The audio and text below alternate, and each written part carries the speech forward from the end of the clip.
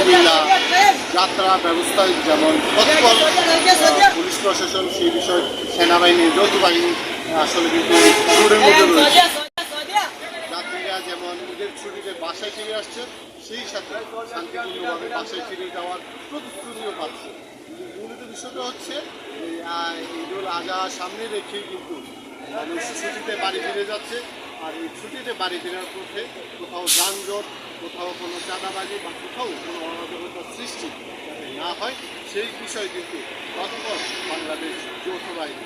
পাশাপাশি আমরা যতটুকু যাত্রীদের কাছ থেকে জানতে পেরেছি তারা যেন নিরাপত্তায় এসেছে, সেই ক্ষেত্রে শান্তিপূর্ণ এইভাবেই পরবর্তীতে প্রশাসনিকভাবে ব্যবস্থা যাতে থাকে সেই বিষয়টাই জানাচ্ছি। ভালোই দেখছি যানবাহন চলাচল সুষ্ঠুভাবে আইন শৃঙ্খলা বাহিনী যথেষ্ট তৎপর দেখতেছি।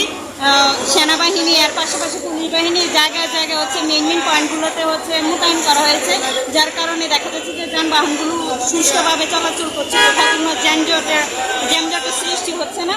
তো আশা করা যায় যে এবারের ঈদে হয়তো মানুষ সুষ্ঠুভাবে বা নিরাপত্তার সাথে তাদের বাড়িতে পৌঁছাতে পারবে। সময় ঈদের যাত্রায় পরিস্থিতি যাওয়া আসা অনেকটাই ভালো। আগে আমরা যেভাবে গিয়েছিলাম আসছিলাম, বর্তমানে এসে এখন অনেকটা ভালোভাবে যাত্রা দিতে পারছি এবং কি আসতে পারছি। এরকম থাকলে অনেকটা ভালো লাগবে, অনেক আনন্দ লাগবে ঈদের যাত্রাতে বাড়িতে যেতে আসতে। আসলে কি সবসময় যখন চাকরি শেষে কিংবা পড়াশোনা শেষে ঈদের ছুটিতে বাড়িতে যাই, যদি যাওয়ার পথে কোনো ঝামেলা হয় কিংবা জ্যামজট লাগে তাহলে মনটা অনেক খারাপ হয়ে যায়। আর যদি ধরেন আমরা একসাথে একটানা গাড়িতে যেতে পারি তাহলে অনেক ভালো লাগে। তো এরকম সময় এখন অনেকটাই ভালো লাগছে, আমরা গাড়িতে উঠলে বাড়িতে চলে আসতে পারতেছি, কোনো যানজট পাচ্ছি না, কোথাও কোনো সমস্যা হচ্ছে না। যদিও কোথাও যদি সমস্যা হয় তাহলে ট্রাফিক পুলিশ আইন শৃঙ্খলা বাহিনী সেখানে তদারকি করছেন, ভালোভাবে গাড়ি চলাচল করার সুযোগ করে দিচ্ছেন।